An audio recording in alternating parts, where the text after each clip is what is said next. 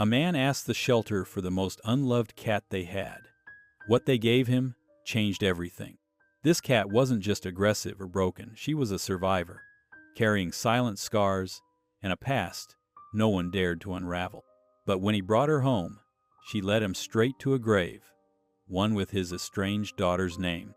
And buried beneath the silence was a secret that could either destroy what's left of him or save what he thought was lost forever. What if the cat he rescued was the only bridge left to the family he broke? Before we get into the story, comment below where in the world you are watching from today. The wind whistled through the tiny cracks in the roof, a mournful song that matched the emptiness in Franklin Hayes' heart. His eyes opened slowly, heavy with the weight of another day alone. The alarm clock on his bedside table read 6:35, but time had lost its meaning years ago. Franklin swung his legs over the edge of the bed, his joints protesting with familiar aches. At 55, his body carried the map of his sorrows in every creak and groan. He shuffled across the cold wooden floor of his cabin, passing dust-covered photo frames that he couldn't bear to look at but couldn't bring himself to put away. The cabin told the story of a man who had stopped living and merely existed. Dishes piled in the sink, worn-out clothes draped over chairs. A layer of dust covered everything except the path he walked each day, from bed to bathroom to kitchen and back again. Franklin pulled on his heavy coat and stepped onto the porch for his morning ritual of checking the weather. The bitter January cold slapped his face, but he barely felt it. Nothing compared to the coldness he carried inside. That's when he saw it, a small bundle of orange fur, motionless against the weathered wood of his porch. A stray cat, frozen in the night's brutal cold. Franklin stared at the lifeless animal, his face as unreadable as stone. But something flickered in his eyes, a spark of feeling that hadn't been there in years.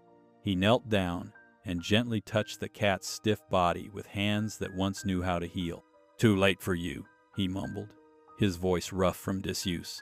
Hours later, Franklin found himself standing awkwardly in the local animal shelter, surrounded by the sounds of barking dogs and meowing cats. The bright fluorescent lights made him squint. He hadn't planned to come here. He couldn't explain why he had.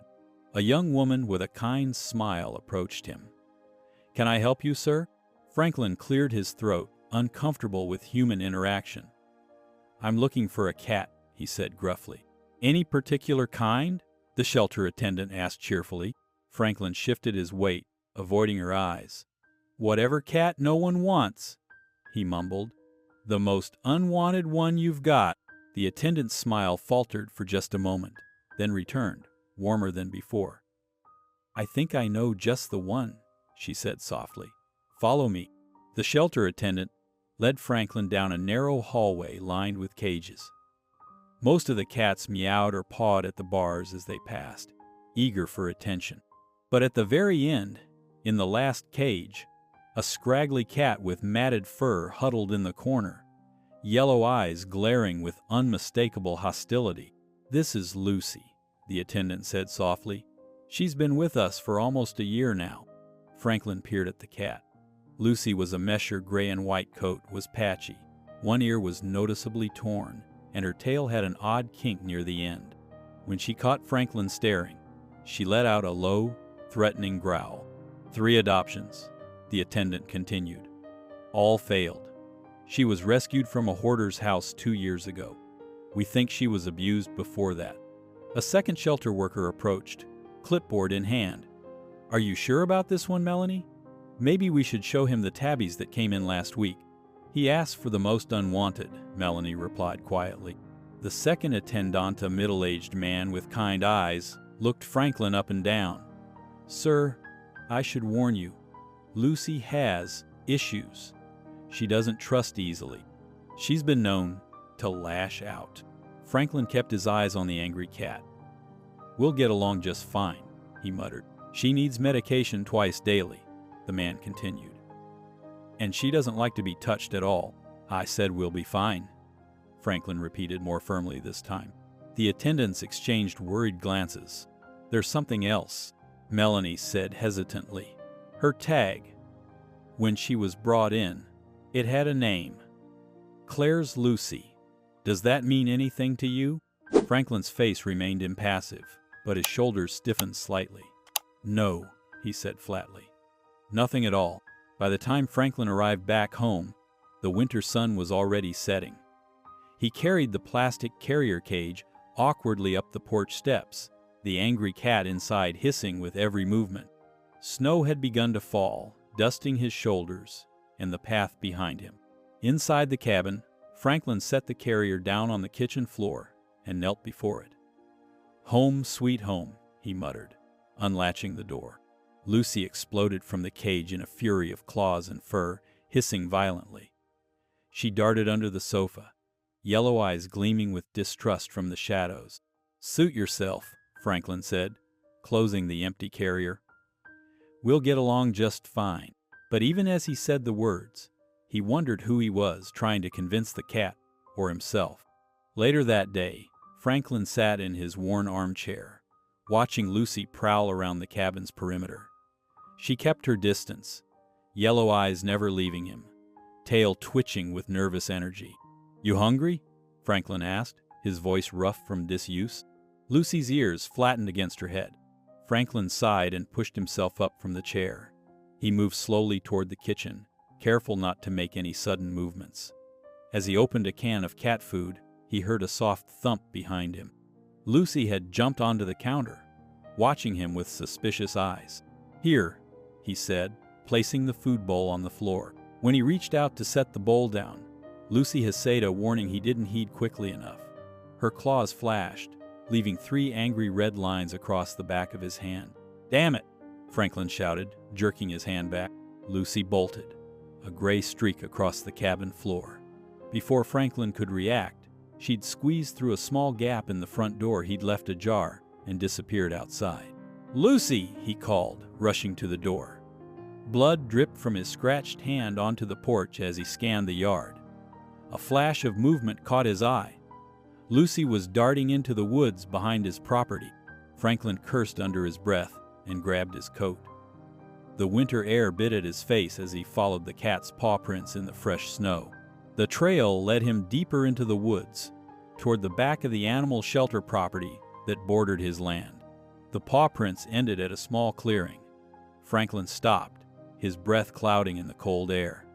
Before him lay a modest pet cemeteria, dozens small markers arranged in neat rows. Lucy sat motionless beside one of the graves, her crooked tail wrapped around her paws. Franklin approached cautiously. The stone Lucy guarded was weathered but legible. "In memory of Daisy, loved by Claire." His heart seemed to stop. Claire. His daughter's name struck him like a physical blow. The memory surfaced unbidden in an envelope that had arrived 5 years ago, postmarked from a town 300 miles away. His daughter's handwriting on the front. He'd never opened it, couldn't bear to read what might be inside. That letter still sat in his dresser drawer, sealed and untouched. Franklin stared at the grave marker, then at Lucy, who watched him with those unblinking yellow eyes. "You knew her," he whispered. "You knew Claire." In those days, Claire Hayes had been a skinny 9-year-old, with freckles across her nose and boundless love for every creature she encountered. Franklin remembered how she would bring home injured birds, lost kittens, even a baby squirrel once. Their backyard had been a sanctuary for the broken and abandoned. "Look, Daddy," she would say, cradling some tiny creature in her small hands. "This one needs us." Franklin closed his eyes against the memory. In those days, after Sarah died, he'd been a hollow man, while Claire sang softly to a rescued kitten on the porch, nursing it with a tiny bottle. Franklin would sit inside, tumbler of whiskey in hand, curtains drawn against the world. The sound of her gentle voice drifted through the open window, reminder of everything he couldn't face. "You're going to be okay," she would whisper to the animals. "I promise I'll take care of you," promises he couldn't keep for his own daughter. Standing now in the cold cemetery, Franklin stared at the grave marker. "Claire," he whispered, his voice breaking on her name. His fingers traced the carved letters. Could it really be her? His Claire? The coincidence seemed impossible, yet Lucy's presence here couldn't be just chance. The cat watched him, unblinking, before turning to walk back toward his cabin. Franklin followed, his mind swimming with questions. Back at the cabin, Franklin found the front door still ajar. He stepped inside, stamping snow from his boots. The cabin was quiet, empty. No sign of Lucy. "Lucy?" he called softly. He moved through the small space, checking under furniture. When he reached the back of the cabin, he noticed the broken screen door, a door he'd meant to fix for months, swinging gently in the breeze. Through the gap, paw prints led inside. Franklin followed them to Sarah's old reading chair, the one piece of furniture he'd kept from their family home. There, curled into a tight ball in the center of the faded cushion, was Lucy. Her eyes were closed, her breathing steady. She didn't run when he approached, didn't hiss. Just opened one yellow eye to regard him briefly before closing it again. Franklin stood still, afraid to break whatever fragile trust had formed. Something warm and unfamiliar stirred in his chest, the first hint of connection he'd felt in years. As time went on, Franklin found himself waking earlier each morning, a sense of purpose guiding his movements. Lucy remained cautious, keeping her distance, but watching him with those knowing yellow eyes. The broken-down shed in the backyard caught Franklin's attention one morning as he sipped his coffee on the porch. "What do you think?" he asked Lucy, who sat perched on the railing. "Could fix that up for you, give you a proper place." Lucy's tail twitched, neither approval nor disapproval. The next day, Franklin dug out his old toolbox from under years of dust. His hands, once steady in field hospitals, now weathered and stiff, remembered the feel of a hammer. Each day, he worked a little more, replacing rotted boards, patching the roof, installing a small window. He lined the floor with old blankets and built a small shelf for food and water bowls. "Not bad for an old man," he muttered, standing back to survey his work. Though he maintained his gruff demeanor, Franklin found himself talking to Lucy as he worked. At first, just practical comments about the weather or what he was doing. Then gradually, more. "Sarah, that was my wife. She would have liked you," he told Lucy one afternoon as he filled her bowl. Had a soft spot for the difficult ones. Without thinking, Franklin began to hum as he worked an old lullaby he hadn't thought of in years. The melody came back to him in pieces, a half-remembered tune from another life. Lucy, who had been watching from the doorway of the shed, approached cautiously. As the melody continued, she began to purr, a rusty sound, as though long unused. Franklin stopped mid-hum, hammer frozen in mid-air. That song, Claire's song, the one he used to sing to her every night before Sarah died, before everything changed. "How do you?" he whispered to Lucy, whose purring had stopped when the music did. That night, unable to sleep, Franklin pulled out the old wooden box where he kept the few remnants of his former life. Beneath photographs and Sarah's wedding ring lay a single envelope, edges yellowed with age, Claire's handwriting on the front, the letter he could never bring himself to open. With trembling fingers, Franklin broke the seal. The paper inside was thin, the blue ink faded. Claire's handwriting was shaky, the message brief. "I tried. I really did. I miss Mom. And I miss who you used to be." Franklin's vision blurred as he read the words again and again. A single tear fell onto the paper, spreading the ink in a tiny blue constellation. Soon after reading Claire's letter, Franklin couldn't sleep. The words haunted him through the night, echoing in his mind like a persistent bell. "I miss who you used to be." By dawn, he had made up his mind. The animal shelter looked different in the morning light, less desperate somehow. Franklin pushed through the glass doors, his heart pounding against his ribs. The same young woman who had helped him adopt Lucy looked up from the front desk. "Mr. Hayes, is everything okay with Lucy?" she asked, concern etching her features. Franklin cleared his throat. "She's fine. Better than fine, actually. I need to know where she came from. Who brought her in?" The young woman hesitated. "Let me get my manager. She might remember." Minutes later, a middle-aged woman with kind eyes approached. "I understand you're asking about Lucy's history." Franklin nodded, unable to find words. "Let me check our records," she said, typing into the computer. "We've had her for almost 8 months. She was difficult to place, as you know. Who brought her in?" Franklin's voice came out rougher than he intended. The manager disappeared into a back room and returned with a manila folder. "We keep paper copies of everything, just in case." She flipped through several pages before finding what she was looking for. "Here's the intake form." Franklin's hands trembled as he took the paper. Standard information filled most of the page: estimated age, health concerns, vaccination status. But at the bottom, in neat handwriting, was a small note that made his breath catch. "Her name's Lucy. Please give her love. C.H. C.H. Claire Hayes." The room seemed to tilt sideways. Franklin gripped the edge of the counter to steady himself. "Sir, are you all right?" The manager's voice sounded far away. Without answering, Franklin thrust the paper back at her and rushed outside, gulping the cold air. His legs felt weak beneath him. He leaned against the building, his whole body shaking. Lucy had been Claire's cat. His daughter had cared for her, named her, loved her, and then given her up.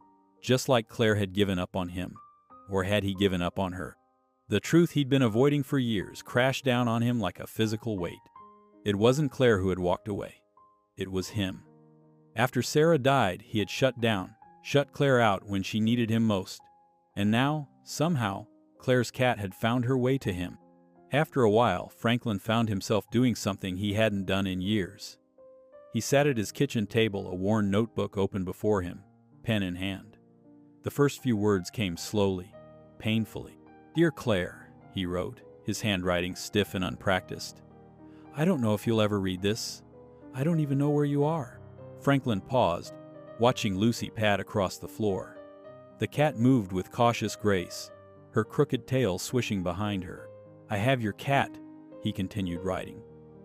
"Lucy, she found me somehow. Or maybe I found her. I don't know what to make of that." Day after day, Franklin added to his journal. Sometimes just a line or two about Lucy's antics. Other times, pages filled with memories that had been locked away for too long. "I remember when you were 7, he wrote one evening as rain pattered against the windows. "You wanted to save every stray in the county. Your mother used to say you had room in your heart for the whole world." He wrote about regrets too, about shutting down after Sarah died, about pushing Claire away when she needed him most, about the words left unsaid for too many years. "I wish I'd been stronger," he confessed to the page. "I wish I'd known how to be what you needed." One chilly afternoon, Franklin went to check on the shed he'd been converting for Lucy. He found her curled up on a pile of old clothes he'd set out as bedding. His breath caught in his throat when he saw what she'd chosen to sleep. On a faded red flannel shirt, half torn at the sleeve. Franklin recognized it immediately. It was the same shirt Claire wore in the photograph hanging on his living room wall, the last picture taken before she left. His fingers trembled as he touched the worn fabric. That night, he couldn't sleep. At 3 a.m, Franklin got down on his knees and pulled a dusty cardboard box from beneath his bed. He hadn't opened it in years, couldn't bear to look at the remnants of happier times. Inside were Claire's childhood keepsakes, report cards with gold stars, a tiny pair of mittens, a stack of drawings from elementary school. Franklin's hands shook as he flipped through the crayon artwork. And then he found T.A. drawing of a cat with distinctive markings and a crooked tail. In childish handwriting across the top, "Lucy!" He held the drawing next to the sleeping cat on his bed. The resemblance was unmistakable, the same white patch on the chest, the same bent tail. This wasn't just any cat named Lucy. This was Claire's Lucy, the same cat she'd drawn all those years ago. Franklin pressed the drawing to his chest, tears finally breaking through the dam he'd built so carefully around his heart. Earlier that day, the shelter had been quiet, except for the occasional bark or meow echoing through the hallways. The morning sunlight streamed through dusty windows as the shelter manager sorted through the day's mail at the front desk. Among the bills and flyers was a plain white envelope with no return address. Just Lakeside Animal Shelter, written in neat, careful handwriting. The manager tore it open and pulled out a single sheet of paper. "Lucy saved me when no one else did," the note read in the same careful script. "Please don't put her down. Please." The manager frowned, turning the paper over. But there was nothing else, no signature, no explanation, just that simple, desperate plea. Franklin Hayes pushed through the shelter doors around noon, carrying a box of old towels and blankets he'd found while cleaning out his shed. The familiar smell of antiseptic and pet food greeted him as he approached the front desk. "Just some supplies," he mumbled, setting down the box. As he waited for someone to help him, Franklin overheard two staff members talking in the adjacent office, their voices carrying through the half-open door. "It's the third note we've gotten about that cat," the shelter attendant was saying. "Same handwriting, no name. Whoever it is really cares about Lucy," the manager replied. "Makes you wonder why they don't just adopt her themselves." Franklin's heart skipped a beat at the mention of Lucy's name. He leaned slightly closer to the doorway, straining to hear more. "Maybe they can't," the attendant suggested. "Housing issues or something?" Franklin's mind immediately went to Claire. The handwriting on the envelope had looked familiar, though he couldn't place it at first. But now, could it be Claire's? Was she checking on Lucy from afar?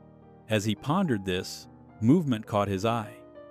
Through the glass partition that separated the lobby from the back rooms, Franklin spotted a woman with her back turned, filling water bowls in the cat room.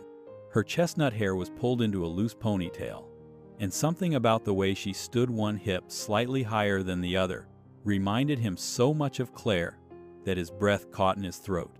Franklin quickly made his way around the corner, his heart pounding. But by the time he reached the cat room, the woman was gone. Only empty bowls and the lingering sense that he'd missed something important remained. "Can I help you find something?" the shelter attendant asked, appearing behind him. Franklin shook his head, his eyes still searching the empty room. "No," he said quietly. "I just thought I saw someone I knew." At sunrise, Franklin Hayes bundled up against the morning chill and clipped a makeshift leash to Lucy's collar. The cat had grown more trusting over the past weeks, sometimes even allowing Franklin to stroke her scarred back when she was in the right mood. "Just a little walk," he murmured as they stepped outside into the pale golden light. Franklin headed toward the quiet trail behind the shelter, his boots crunching on frost-covered leaves. Lucy padded alongside him, her crooked tail held high. For all her initial hostility, she now seemed content in his company.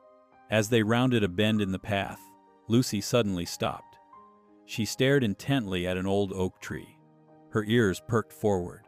Then she let out a loud, insistent meow and began scratching at the earth near the tree's base. "What is it, girl?" Franklin asked, watching as Lucy's paws dug with surprising determination.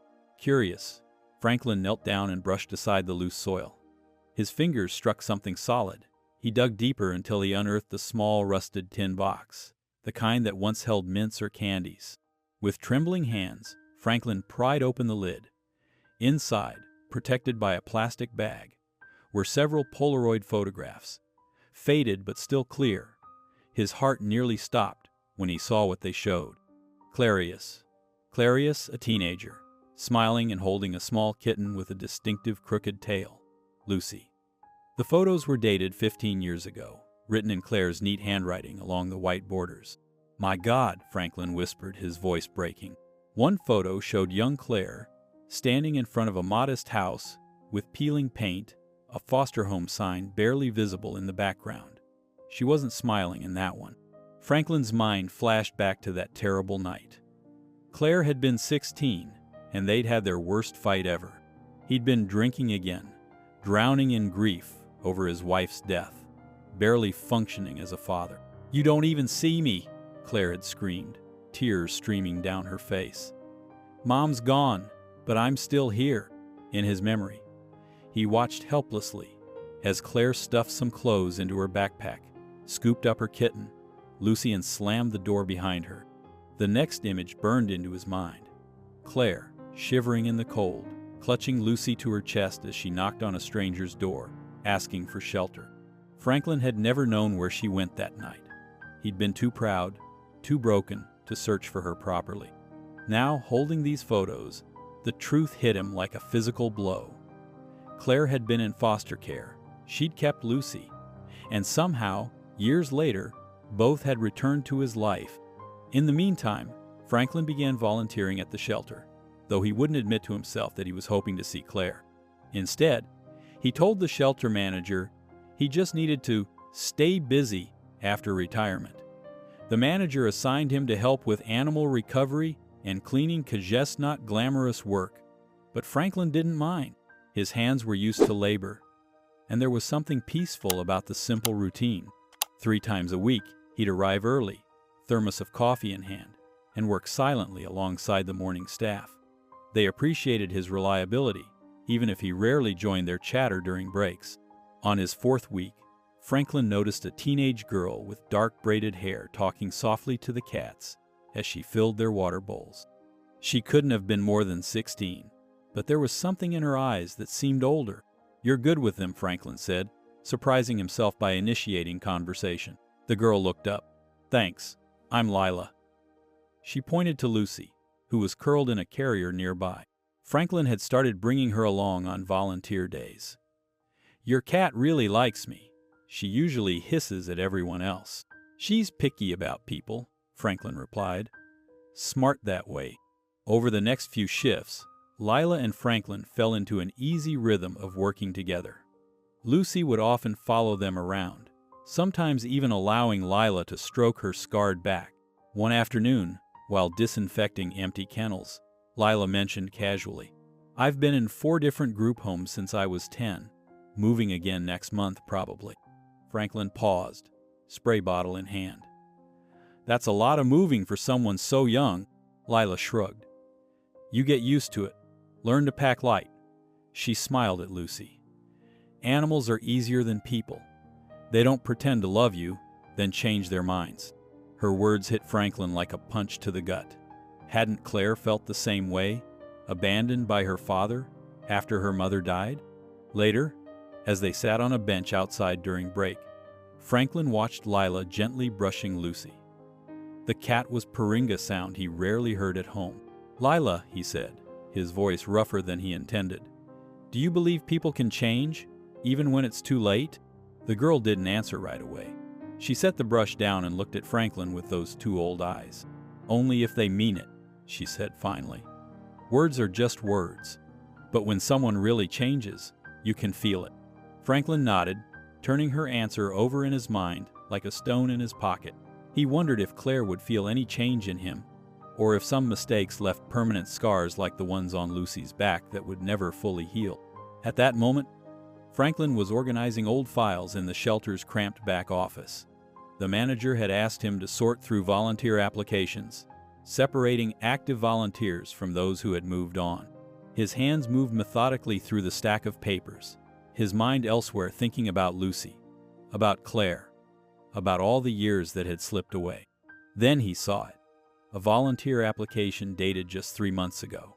The handwriting was neater, more mature than he remembered, but the signature was unmistakable. C. Hayes. His heart seemed to stop. His hands trembled so badly that the paper shook, making the words dance before his eyes. "Claire," he whispered, his voice breaking on her name. The application listed her address as temporary and noted her veterinary nursing experience. She had checked the box for willing to assist with medical procedures. Franklin's vision blurred with unexpected tears. She had followed her childhood love of animals after all. He was still staring at the paper when the office door burst open. Lila rushed in, cradling Lucy in her arms. "Franklin, something's wrong with Lucy," she said, her voice tight with worry. She was fine, and then she tried to jump down from the window ledge and just collapsed. Franklin carefully set Claire's application aside and took Lucy into his arms. The cat was breathing rapidly, her eyes wide with pain. Her back right leg hung at an awkward angle. "She's limping again," Franklin said, gently running his fingers along Lucy's leg. "She does this sometimes, but it's never been this bad." The shelter manager appeared in the doorway. "I'll call Dr. Martinez. He's doing rounds today." 20 minutes later, the shelter veterinarian examined Lucy under the bright lights of the small exam room. His hands moved with practiced care over Lucy's limb. "This is an old injury," Dr. Martinez said, studying an X-ray he'd taken. "See these pins? She had major reconstructive surgery years ago. Professional work, too. Will she be okay? Lila asked, hovering anxiously. She'll need rest. Maybe some anti-inflammatories, the vet replied. But whoever did this surgery saved her life. Took real care. The bone was shattered, probably hit by a car. Without this intervention, she would have lost the leg entirely. Franklin stared at the x-ray, at the tiny metal pins holding Lucy's bones together. He knew, without question, it was Claire. His daughter had not only loved this cat, but had saved her life. Thank you, doctor, Franklin managed to say, his throat tight with emotion. As he cradled Lucy against his chest, Franklin's mind returned to the application in the back office. Claire was here, somewhere, close enough to touch. Days turned into weeks, and Franklin became a fixture at the shelter. The staff grew used to his quiet presence, his methodical work, and the gentle way he spoke to the animals. Lucy's leg healed slowly, and she stayed by Franklin's side, sometimes in a small carrier, sometimes perched on his shoulder like a furry sentinel. Franklin and Lila formed a quiet routine, feeding animals in the morning, fixing leaky pipes in the afternoon, and organizing the supply room before closing. The teenage girl's chatter filled the spaces where Franklin's words didn't reach, and he found himself looking forward to her stories about school and friends. You know what this place needs? Lila said one Tuesday afternoon as they folded donated blankets. Something to show people what we do here, the good stuff. Franklin nodded, considering her words. The next day, he arrived with a large corkboard and a bag of colorful pushpins. What's that for? The shelter manager asked. Second chances, Franklin replied simply. He mounted the board in the break room and carefully wrote "Second Chances" across the top in neat block letters. Below it, he added, "Share your shelter stories here."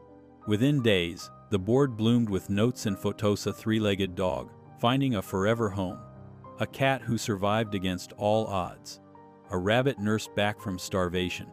The shelter staff pinned up stories of adoptions and recoveries, each one a testament to hope. One evening, after everyone had gone home, Franklin pinned up his own contribution.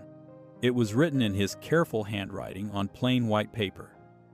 A cat with a crooked tail taught a broken man how to care again. She belonged to someone who loved her once. I hope they know she's safe now. He didn't sign it. He didn't need to. The next morning, Franklin arrived early. Lucy trotted beside him, her limp barely noticeable now. As he passed the break room, something caught his eye. Someone had written beneath his pinned story, in delicate, familiar handwriting, "She saved me too.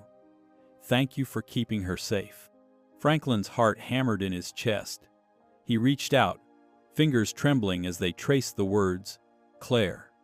It had to be Claire. "Everything okay?" Lila asked, appearing at his side with a box of cat food. Franklin nodded, unable to speak. His eyes remained fixed on those few precious words, the first direct communication from his daughter in 15 years. Back then, Franklin Hayes was a different man, distant, angry, and emotionally shut off after his wife's sudden passing. The grief had hollowed him out, leaving only the sharp edges behind. In a memory that still burned after all these years, Franklin stood in their small kitchen, his face flushed with anger, as 16-year-old Claire walked through the door well past midnight. "Where have you been?" he demanded, his voice cutting through the silence. "It's 2 a.m.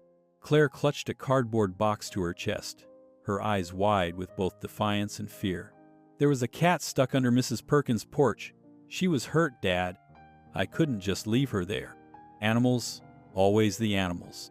Franklin's fist came down on the counter. "Your mother's been gone 8 months, and you're out playing hero to strays, while I'm here wondering if you're even alive." Claire's face crumpled, tears streaming down her cheeks. "Mom would have helped that cat," she whispered before running to her room. In the present day, Franklin sat with Lila on the shelter's back steps, Lucy curled between them. The memory hung heavy in his voice as he shared it. "I never told her I was proud," Franklin said, his weathered hands trembling slightly. "Not once. Not even when she'd stay up all night with a sick kitten, or when she taught herself to bandage a bird's wing from a library book. Lila nodded, her young face serious beyond her years. You know, it's not too late to tell her now. She's gone, Franklin said flatly. But your words aren't, Lila replied, reaching out to touch his arm. Write it down. Sometimes saying things on paper is easier than saying them out loud. That evening, after the shelter had closed and the animals were settled for the night, Franklin sat at his kitchen table with a pen and paper. Lucy watched from her perch on the windowsill, her crooked tail twitching occasionally. Dear Claire, he began, his handwriting unsteady but determined. He wrote about regrets and pride, about the emptiness after her mother died, and about how Claire's compassion for animals was the most beautiful thing he'd ever witnessed. Tears dropped onto the paper as he signed it. Love, Dad. When he finished, Franklin carefully folded the letter and walked to Lucy's bed. He pinned it underneath, hidden but present like his hope that somehow, someday, Claire might find it. At midnight, Franklin woke with a start. The cabin was dark except for a thin slice of moonlight cutting across the floor. Something had disturbed his sleep, a sound both urgent and familiar. Lucy's meowing came from the corner of the room. Not her usual gentle purr, but an insistent, almost desperate cry. Franklin fumbled for his glasses on the bedside table and shuffled toward the noise. What is it, girl? He whispered, his voice thick with sleep. Lucy stood by her bed, her paws frantically scratching at the wooden floorboards beneath. Her crooked tail twitched with determination as she paused to look up at Franklin, then resumed her digging. Franklin knelt beside her, his knees protesting against the hard floor. You trying to dig to China? He asked with a small smile. But when he ran his hand across the spot Lucy was scratching, he felt out a loose board. His fingers found the edge and pried upward. The plank came free with a soft creak, revealing a small, dark space beneath. Franklin reached in hesitantly, his calloused fingertips brushing against something soft. He pulled out a faded cloth pouch, tied with a frayed ribbon that had once been bright pink.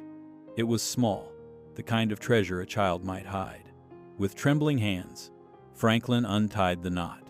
Inside, he found tiny white baby teeth, each one wrapped carefully in tissue paper. Between them were folded notes written in a child's unsteady handwriting. Franklin opened one, then another. Birthday wishes, dreams about becoming a veterinarian, a promise to always love animals. At the bottom of the pouch was a special note tied with a blue ribbon. Franklin unfolded it gently, as if it might turn to dust in his hands. The paper was decorated with crayon drawings of cats with crooked tails. For Lucy Forever Friends, it read in Claire's childhood script. Franklin's breath caught in his throat. His vision blurred as he clutched the ribbon in his fist. Something inside him, something he had locked away years ago, finally broke free. The first tear fell silently, followed by another, and then another, until Franklin Hayes was crying openly, his shoulders shaking with sobs that seemed to come from the deepest part of him. He hadn't cried since the day his wife died, not even when Claire left. Lucy approached cautiously, pressing her warm body against his leg. She meowed softly, as if to say she understood. She loved you, Franklin whispered, stroking Lucy's fur with one hand while holding the ribbon in the other. She loved you all along. Eventually, Franklin gathered his courage. After weeks of collecting small clues and treasuring Lucy's presence, he needed to know more. The question burned inside him like a slow flame that wouldn't die out. Where was Claire now? On a Tuesday morning, while helping stack donation boxes at the shelter, Franklin approached the manager's office. His heart pounded against his ribs as he knocked on the door. "Come in," called a friendly voice. The shelter manager, Mrs. Winters, looked up from her paperwork with a smile. "Franklin, what can I do for you today?" Franklin shifted his weight from one foot to the other. "I was wondering," his voice cracked, and he cleared his throat. "Has anyone named Claire Hayes ever worked or volunteered here? Maybe in the past few years?" Mrs. Winters tilted her head, considering the question. She turned to her computer and typed for a moment, scanning through records. Hayes? No, I'm sorry. No Claire Hayes in our system. Is she a friend of yours? Franklin nodded, not trusting himself to speak. He mumbled a thank you and walked back to the main area, disappointment settling heavy in his chest. Later that afternoon, while Franklin was refilling water bowls, Lila appeared beside him. She glanced around to make sure no one was listening. I heard you asking Mrs. Winters about someone earlier, she said quietly. Franklin nodded. Just looking for an old friend. Lila bit her lip. There's something you should know. She lowered her voice even more. There's a woman who visits the mobile clinic van when it goes to Riverside Park on Thursdays. I've seen her there a few times. I think her name is Clara Hale. Franklin froze, water sloshing over the side of the bowl he was filling. But, Lila continued, her eyes serious, she looks exactly like the woman in that picture you keep in your wallet, your daughter.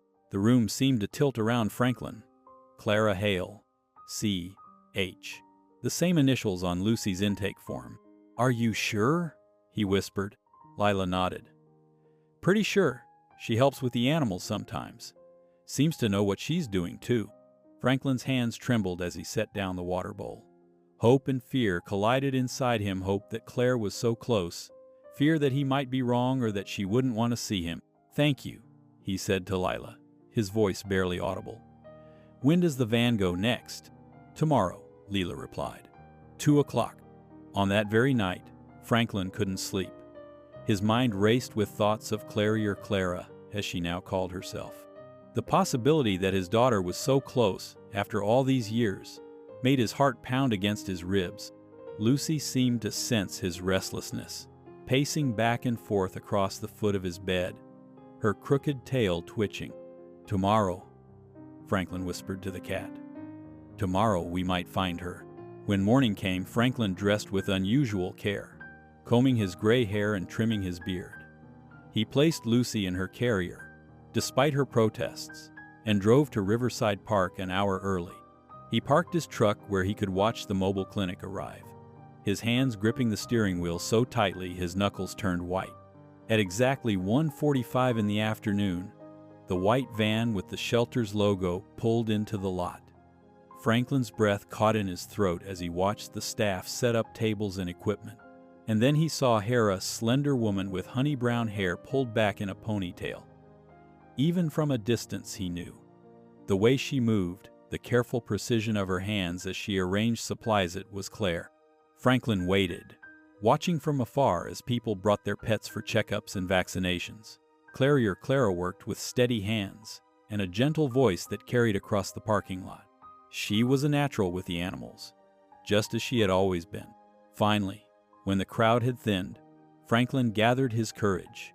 He lifted Lucy's carrier and approached the mobile clinic, his legs feeling like they might give way beneath him. He stopped a short distance away, watching as Claire gently examined a small dog's paw, her face a picture of concentration and care. It's just a small cut, she was saying to the owner. I'll clean it and wrap it, and he'll be good as new. In that moment, Lucy began to squirm in her carrier, meowing loudly.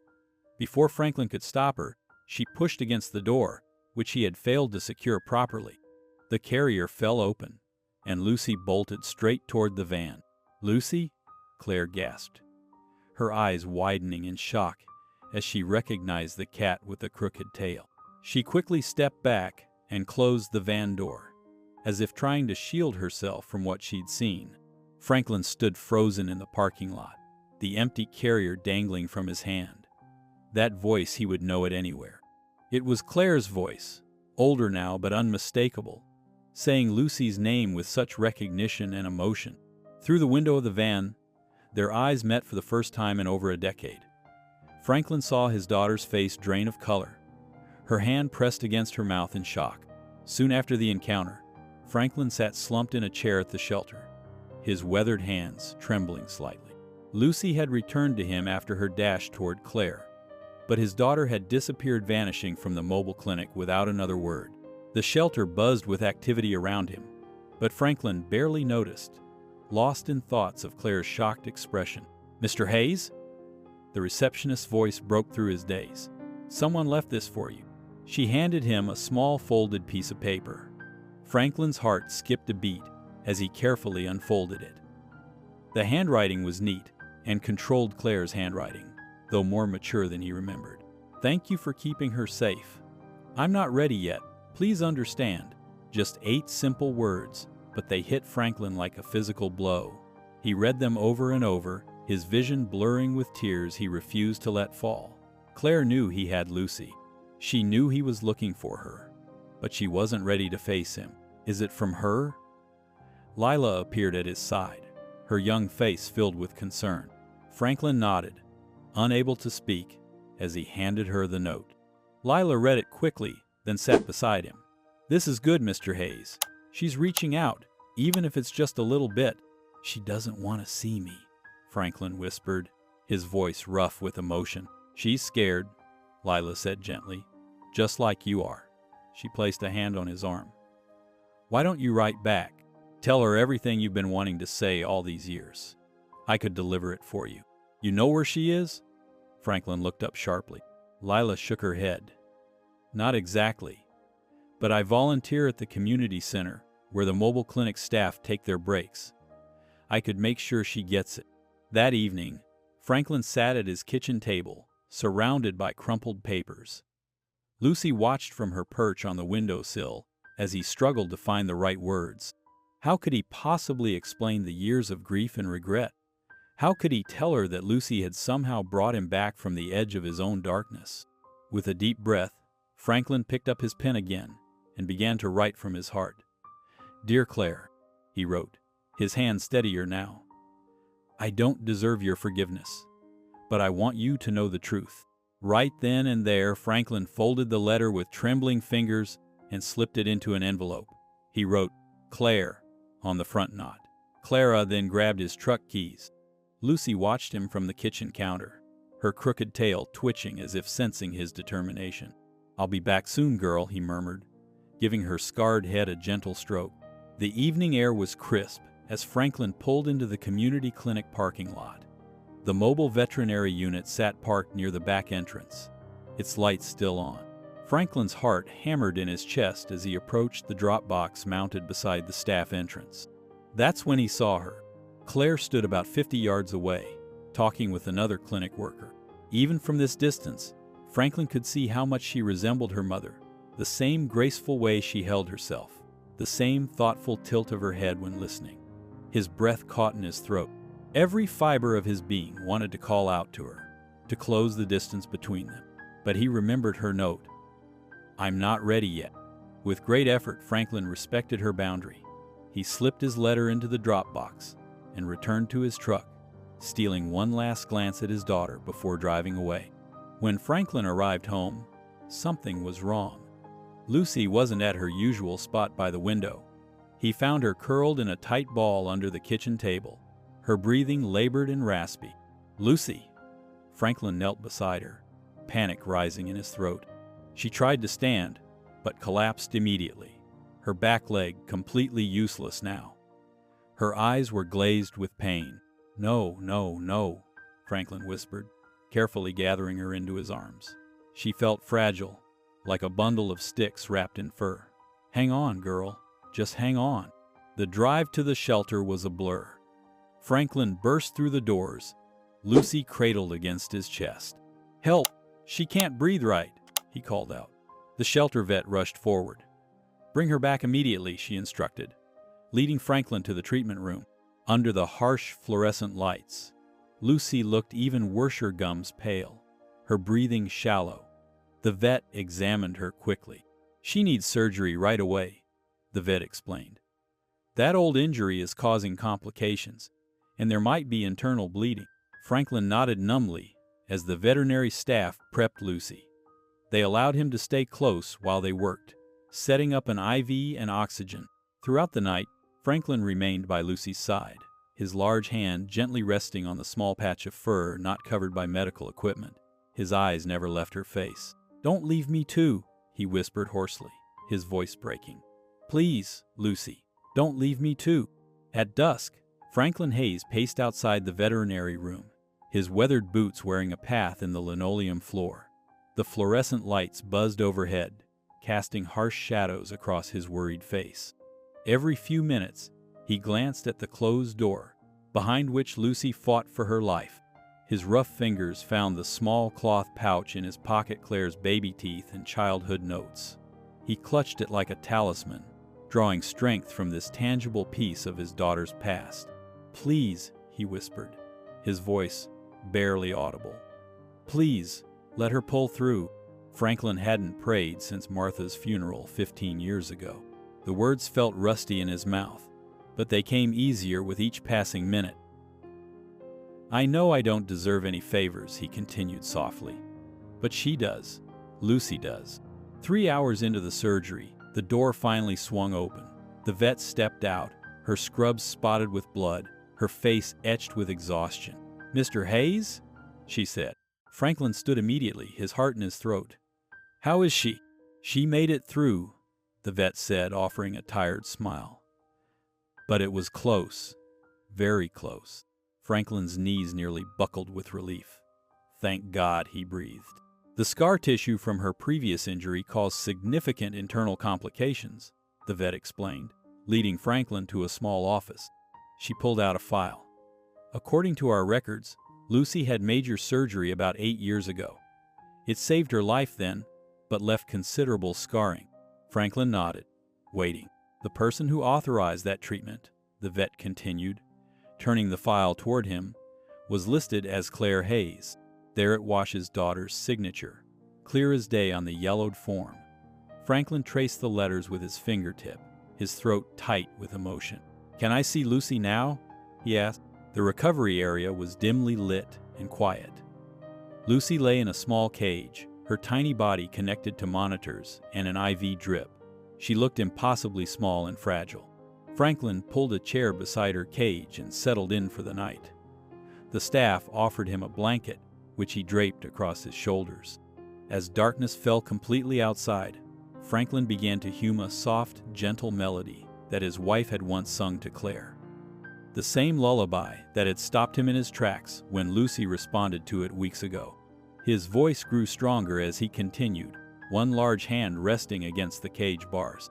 Tears slid down his weathered cheeks as the reality washed over him.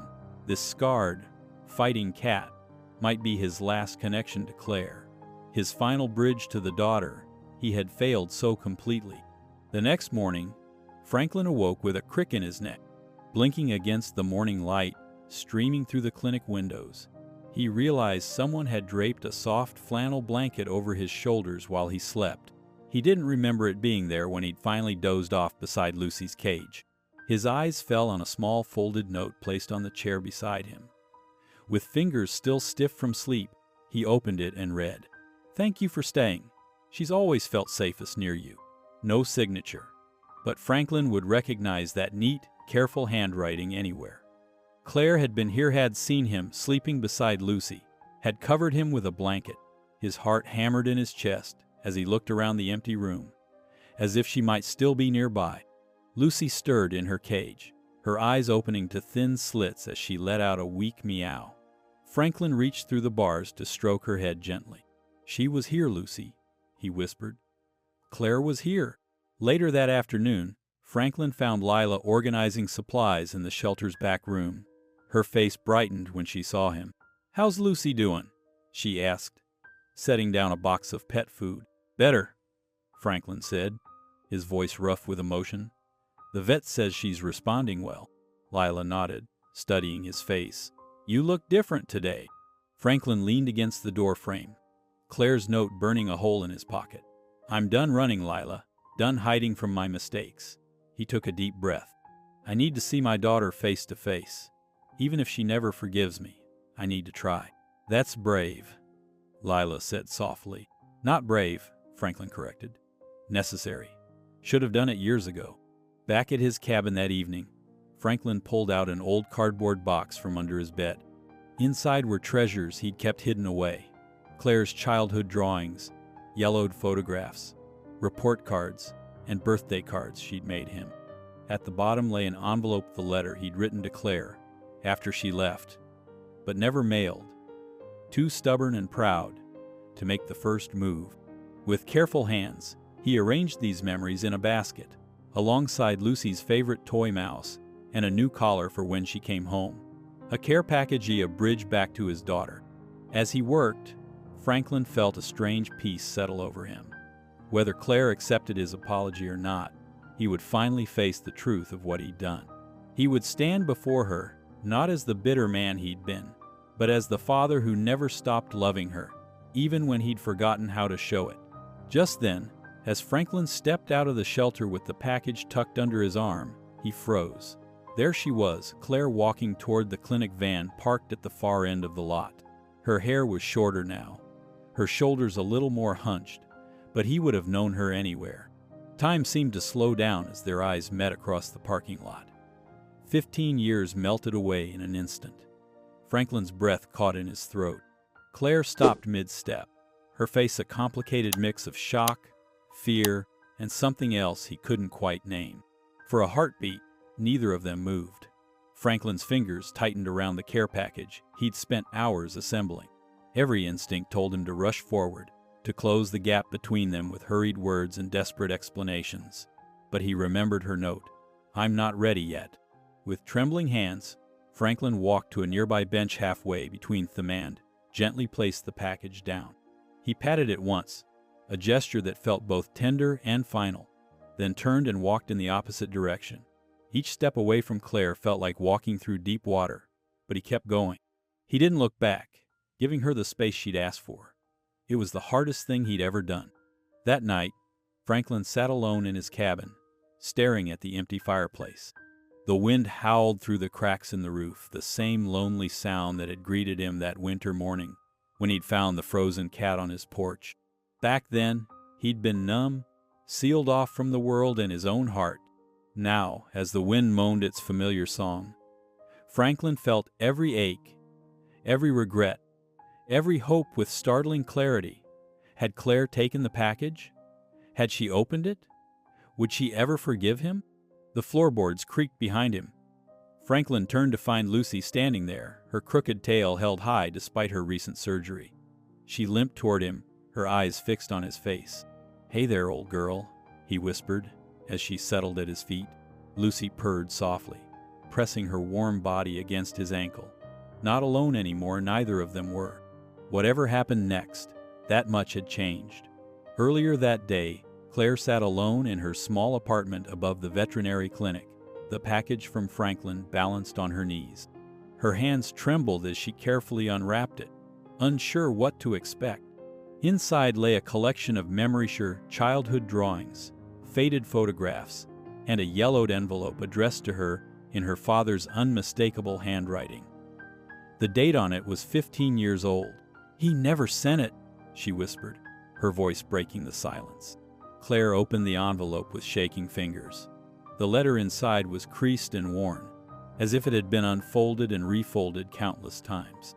"My dearest Claire," it began, "I've written this letter 100 times in my head. By the time you read this, if you ever do, I'll have lost you. And I need you to know it was never your fault. I was broken, not by you, but by myself. After your mother died, I couldn't bear to see her eyes looking back at me from your face.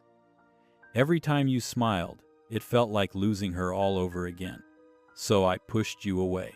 God help me, I pushed away the one person I should have held closest." Tears blurred Claire's vision as memories washed over her. She was 16 again, standing in their kitchen after another sleepless night. Her father sat at the table staring at nothing, a half-empty bottle beside him. "Dad," she'd said, placing a tentative hand on his shoulder. "Let me help you." He jerked away as if burned. "Leave me alone," he'd muttered. "You can't fix this. You can't fix me." She tried again the next day, and the next, bringing him food he wouldn't eat, talking to him when he wouldn't answer. Each rejection cut deeper than the last, until finally, she'd packed a bag, tucked Lucy into her coat, and walked out the door. The memory faded as Claire pulled a worn flannel shirt from the package, her favorite, the one she'd worn almost daily during her last year at home. She pressed it to her face, breathing in the faint scent of pine and wood smoke that still clung to the fabric after all these years. Something broke inside her then, a dam she'd built to hold back 15 years of pain. Claire clutched the shirt to her chest and wept for the frightened teenager she'd been, for the broken man her father was, for all the years they'd lost to silence and hurt. "I never stopped missing you," she sobbed, the words muffled against the flannel. "Even when I hated you, I missed you." Out of nowhere, Claire shows up at the shelter during closing hours. The evening shadows stretch across the empty parking lot as she hesitates at the entrance, her hand lingering on the door handle. Through the window, she can see the shelter staff has already left for the day. Only a single light remains on in the back room. Franklin is fixing a broken kennel in the back, his weathered hands working methodically with a screwdriver. The metal frame had collapsed earlier that day, and he'd promised to have it ready by morning. He hears footsteps but doesn't turn around, assuming it's the night janitor coming in for his shift. "You still hum when you're nervous," Claire says quietly, her voice barely above a whisper. Franklin freezes mid-motion, the screwdriver slipping from his grip and clattering to the floor. He turns slowly, almost afraid that if he moves too quickly, the moment will shatter like glass. His daughter stands before him, not the teenager who ran away, but a grown woman with tired eyes and a guarded expression. "Claire," he breathes, her name catching in his throat. She shifts her weight from one foot to the other, arms crossed protectively over her chest. "I got your package," she says. "I read the letter." Franklin nods, unable to find words. The space between them feels both vast and impossibly small. "I'm not ready to forgive," Claire continues, her voice raw with emotion. "I don't know if I ever will be, but," she takes a deep breath, "I'm ready to talk." Franklin nods again, not trusting himself to speak. No apologies tumble from his lips, no desperate pleas for understanding, just a silent acknowledgement of her words, of her pain. "Lucy's doing better," he finally manages, gesturing toward the recovery area. Claire follows him to Lucy's cage, where the old cat lies curled on a soft blanket. Her eyes open at their approach, a soft purr rumbling in her chest. They sit side by side on the small bench outside the cage, not touching, the silence between them filled with 15 years of unspoken words. Lucy watches them both, her golden eyes moving from father to daughter, as if she understands the significance of this moment. "I missed her," Claire whispers, fingers reaching through the bars to stroke Lucy's fur. "She missed you too," Franklin replies, his voice thick. "We both did." Claire doesn't respond, but she doesn't pull away either. It's a beginning, fragile and uncertain, but a beginning nonetheless. During the summer of 1976, too, the evening grew deeper around Franklin and Claire as they sat in silence beside Lucy's cage. The soft purring of the cat filled the space between them, a gentle reminder of connections that had survived despite years of separation. Franklin cleared his throat, his eyes fixed on his weathered hands. "During the summer of 1965, he began hesitantly, "my father took me fishing at Crestwood Lake." Claire glanced at him, surprised by the sudden memory. "I caught my first base that day," Franklin continued. "I was so excited I knocked over his tackle box." He didn't say a word, just stared at me with those cold eyes. Franklin's voice grew quiet. He didn't speak to me for the rest of the trip, not one word. The shelter's fluorescent lights hummed overhead as Franklin looked up at Claire. "I promised myself I'd never be like him, but somewhere along the way, after your mother died," his voice trailed off, "I didn't know how to be different, but I wanted to be." Claire's fingers tightened around the edge of the bench. "I changed my name to Clara Hale," she said after a long moment. "Everyone thinks I was trying to hide from you, but that wasn't it." She took a deep breath. "I needed to survive. I couldn't reconcile who I was with who you had been." Franklin nodded slowly, absorbing her words without defense or excuse. "Clara helped me become someone new," she continued. "Someone who could breathe again." They fell into silence once more. But it felt different now, less like a wall, and more like a shared space. Neither apologized, neither demanded. They simply acknowledged each other's truth. Suddenly, Lucy stirred in her cage. With careful movements, she rose from her blanket and limped toward the door. Franklin reached over to unlatch it, and Lucy stepped out. For a moment, she looked between them, her golden eyes wise and knowing. Then, with a graceful leap that belied her age and injuries, she jumped into Claire's lap. Claire gasped softly, her hands hovering uncertainly before settling on Lucy's scarred back. The cat curled against her, purring louder now. A faint smile touched Claire's lips. "She remembers," she whispered. Franklin watched them together, the daughter he had lost and the cat who had somehow found them both. In Lucy's simple act of trust, he saw a bridge forming fragile but real. Later that day, Franklin Hayes and Claire Hayes sat at the shelter's break room table, sharing a quiet lunch. The room was small and plain, with just a refrigerator humming in the corner and a bulletin board covered with animal adoption notices. Afternoon sunlight streamed through the dusty window, casting a warm glow over their first real meal together in over 15 years. Franklin unwrapped his sandwich carefully, his movement slow and deliberate. Claire sipped from a paper cup of coffee, her eyes occasionally meeting his before darting away. The silence between them wasn't comfortable yet, but it wasn't painful either, just unfamiliar, like a new shirt that needed breaking in. "This is good," Franklin said, gesturing to the sandwich Claire had made him. Simple words, but his voice carried a weight of gratitude that went beyond the food. Claire nodded, tucking a strand of hair behind her ear. "It's nothing special, just ham and cheese." A shelter volunteer poked her head in, saw them sitting together, and quietly backed out with an understanding smile. They were alone again.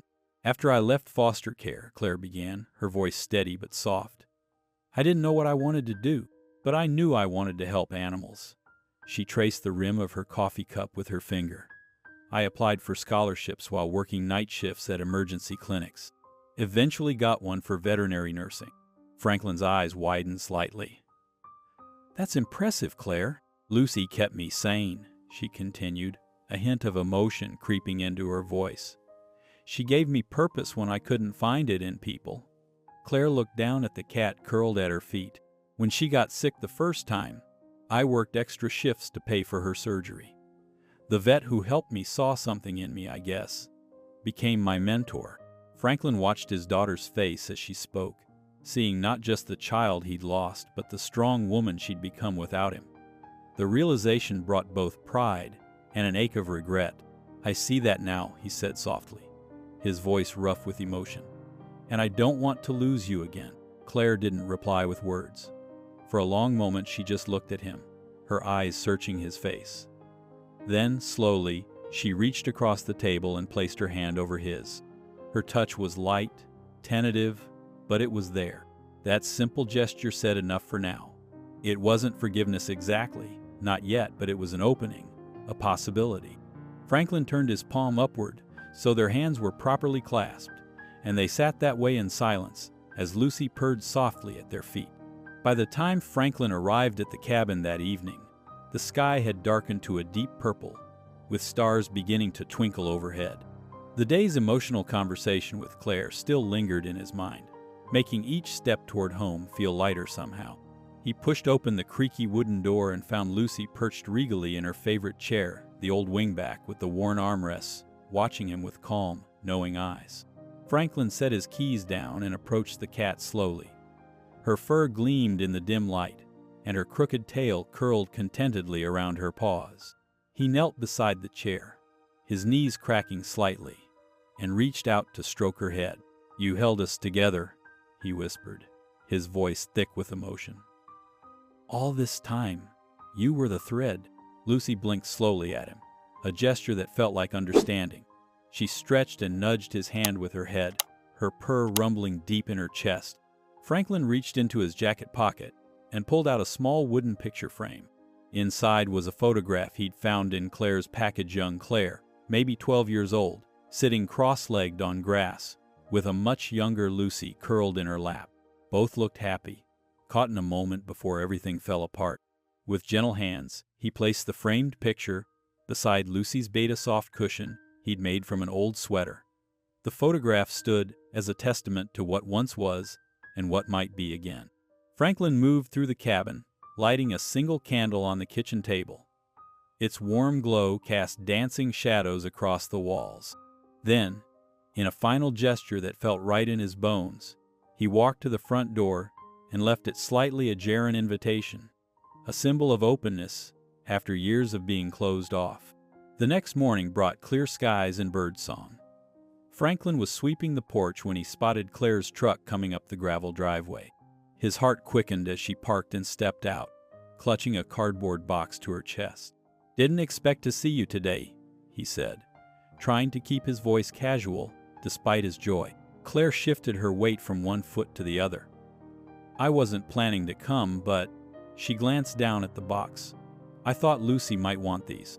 Inside the cabin, Claire carefully opened the box on the kitchen table. She pulled out a small collection of cat toys, a frayed mouse, a bell ball, a feather on a stringle, well loved and worn with time. At the bottom lay a tiny knitted blanket, faded blue, with one corner unraveled. "She carried this everywhere," Claire explained, running her fingers over the blanket. "From our house to the shelter to every foster home. I couldn't bear to throw it away, even when she couldn't come with me." Franklin watched as Claire arranged the items around Lucy's bed, telling stories about each one. Lucy circled the treasures, sniffing them curiously, recognition sparking in her eyes. "She deserves her story told right," Claire said softly, scratching behind Lucy's ears. "All of it, the good parts and the hard parts." After a while, Franklin and Claire fell into a gentle rhythm at the shelter. Every Saturday morning, rain or shine, they arrived separately but worked together, feeding the animals, cleaning cages, and helping potential adopters find their perfect match. They kept their interactions casual, with no pressure or grand promises between them. Just presence, just being. "Hand me that brush," Claire would ask.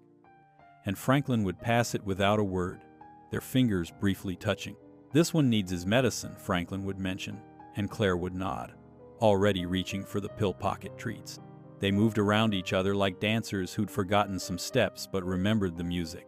Lucy often accompanied them, supervising from whatever sunny spot she could find, her crooked tail flicking with contentment. Lila, the teenage volunteer, watched them with knowing eyes. One afternoon, as Franklin helped Claire carry a heavy bag of dog food, Lila nudged another volunteer. "Check out the sheltered duo," she said with a grin. "They think they're being so subtle." Later, when Franklin was fixing a broken cabinet hinge, Lila perched on a nearby stool, swinging her legs. "You know," she said, twirling a pencil between her fingers, "if I ever end up in a family again, I hope they argue as softly as you two." Franklin looked up, surprised. "We argue?" "Oh yeah," Lila laughed. "Like when you want the cats fed first, and she wants the dogs walked. It's like watching people disagree in slow motion. It's nice though, real nice." Her words stayed with Franklin all week. The following Saturday he arrived early, a small box tucked in his pocket. He'd been working on something in his shed during the evening, something he wasn't sure Claire would accept. When she arrived, they went about their usual routine.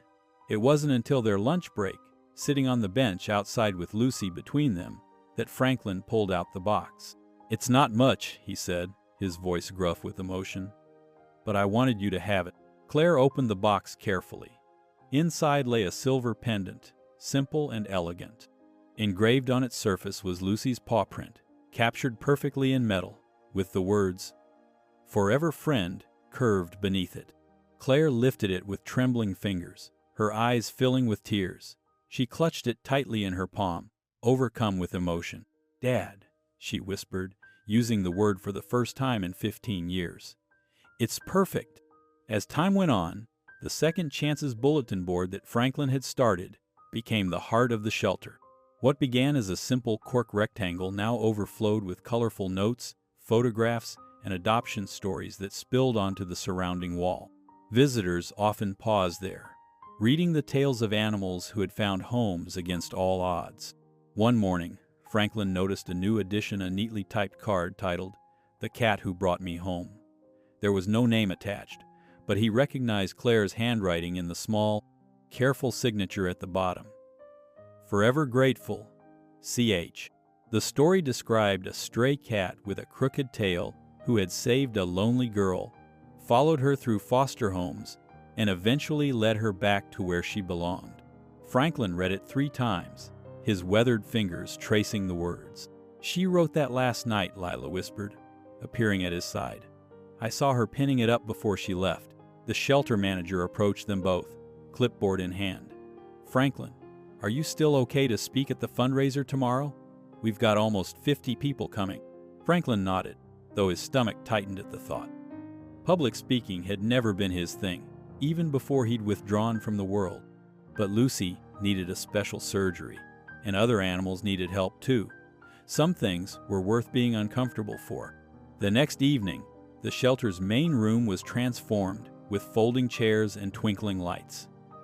Franklin stood at the front, hands trembling slightly as he adjusted the microphone. His eyes scanned the crowd but stopped searching when he spotted Lucy in her special carrier in the front row, with Lila beside her. I'm not much for speeches," he began, his voice rough. "But I wanted to tell you about a cat." As Franklin spoke, his voice grew steadier. He carefully told Lucy's story without using names to show she'd been abandoned, how she'd connected 2 broken people, how she'd built a bridge across 15 years of silence. People leaned forward in their seats, captivated. "Sometimes," Franklin concluded, looking down at his worn hands, "the most broken things carry the biggest light." A hush fell over the room before applause broke out. Franklin didn't look up at first, but when he did, he noticed Claire standing at the very back of the room. She wasn't clapping. Instead, she was wiping tears from her cheeks with the sleeve of her sweater. Lila slipped through the crowd to stand beside Claire. "He's trying," Claire whispered, her voice barely audible above the continued applause. "I can finally see it." Eventually, Claire sent Franklin a text message that made his heart skip a beat. "Dinner at my place this Friday? 6 p.m. I'll text you the address." He read it so many times that Lila had to snap her fingers in front of his face to get his attention at the shelter. "Earth to Franklin," she teased. "You look like you've seen a ghost." "Better than that," he mumbled, showing her the message. She invited me over. Friday evening arrived with a nervousness Franklin hadn't felt in decades. He stood outside Claire's apartment building, clutching a warm pot of homemade beef stew, his late wife's recipe, and a photo album he'd spent days organizing. His knuckles hovered over the door for several seconds before he finally knocked. Claire opened the door wearing a simple blue sweater. "You came?" she said softly, as if she'd half expected him not to show. "I brought stew," Franklin replied, lifting the pot slightly. "And some old pictures." Claire's apartment was exactly like her, modest and thoughtful. Potted plants lined the window sills, their green leaves reaching toward the fading evening light. Bookshelves overflowed with veterinary texts and dog-eared paperbacks. Franklin's eyes were drawn to the single-framed photograph on her side table. Young Claire, maybe 13, kneeling beside Lucy in front of the shelter. Both looked younger, less scarred by life. "This is nice," Franklin said, meaning it. "Feels peaceful." Claire took the stew to her small kitchen. "It's not much, but it's mine." First place that ever really felt that way. They ate at her small table, the conversation stilted at first, then gradually warming like the food they shared. After dinner, Claire suggested they look at the photos. They moved to the living room floor, spreading the album between them. "I didn't know you kept these," Claire said, touching a faded Polaroid of herself at age 7, holding a tadpole jar. "I kept everything," Franklin admitted. Page by page, they traveled through time together. Some photos brought smiles: Claire's 10th birthday, a camping trip where they'd caught 5 fish. Others carried the weight of absence: the empty chair and Christmas photos after her mother died, the growing distance in Claire's teenage eyes. "I was so angry back then," Claire said, tracing the edge of a photo where she stood scowling in her high school graduation gown. "You had every right to be," Franklin replied. His voice cracked slightly. "I wasn't there. Not really." They reached the end of the album, the last photo, taken before Claire left. The empty pages afterward spoke volumes. Claire closed the album gently. "I'm not sure we can fix everything," she said, meeting his eyes directly. "But I think we can build something better from what's left." Franklin nodded, his throat tight with emotion. That's all I want." The simple words hung between them, a bridge neither was quite ready to cross, but one they could now see clearly in the distance. At sunrise, the world glowed with gentle golden light. A small crowd had gathered outside the shelter, huddled in jackets against the morning chill. Their breath formed tiny clouds in the air as they waited. Franklin Hayes stood nervously beside a covered sign, his hands fidgeting with the edge of his worn flannel shirt. "You ready?" Claire whispered, standing close enough that their shoulders almost touched. Franklin nodded, his eyes crinkling at the corners. "As I'll ever be." The new addition to the shelter stood before Thema-converted sunroom with large windows and soft beds visible inside. What had once been an abandoned storage space was now transformed into something beautiful. Claire had designed the layout herself, creating cozy nooks and quiet spaces for animals who needed extra care. Lila had spent weeks painting murals of peaceful meadows on the walls. Franklin cleared his throat and stepped forward. The small crowd quieted. "Thank you all for coming," he began, his voice steady despite his nerves. "Some of you know my story, some don't.